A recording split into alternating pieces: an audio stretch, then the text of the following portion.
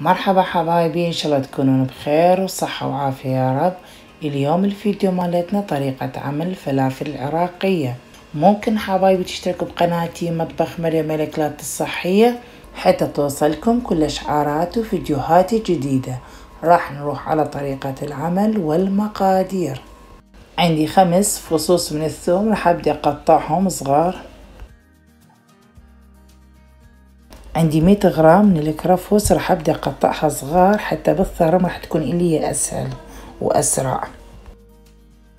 راح اثرمهم بالماكينة على انعم شي. عندي هنا 3 لوحات، انعم لوحة راح اخذ من عندهم واحطها.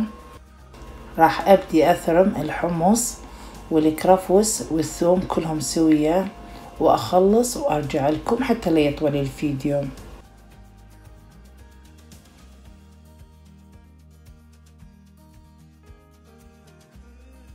هذا الشكل النهائي ورا ما ثرمته بالماكينة. ثرمت اللحم. هسه راح اضيف هنا البهارات. هنا عندي ملعقة صغيرة من الملح. هنا عندي بهارات مال الفلافل اني مسويتها بالبيت، راح احط لكم صورة البهارات ومقاديرها. عندي ربع كوب من السمسم، سمسم حسب الرغبة. راح نخلط المواد كلها مع بعض، البهارات ويا الحشوة. راح اضيف ربع كوب من الراشي.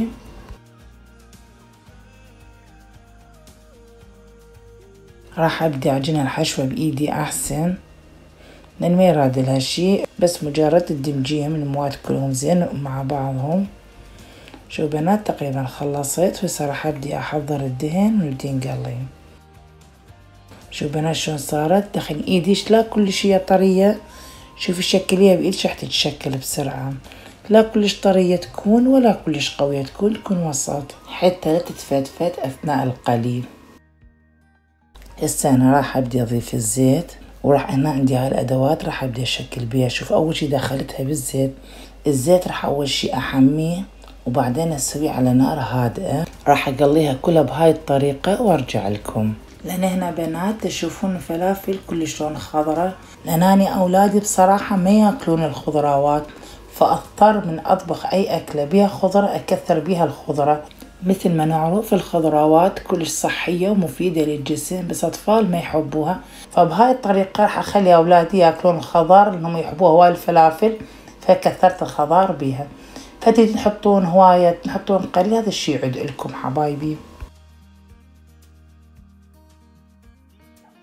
شوفوا حبايبي الزيت كلش نظيف، الفلافل ما قاعد تتفتفت بهاي الطريقة كلش زينة، ما راح تخلي الفلافل تفتفت، راح يبقى الزيت نظيف.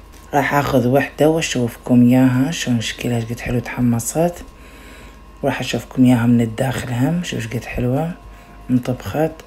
طعمها وريحتها تخبل رهيبة بشكل.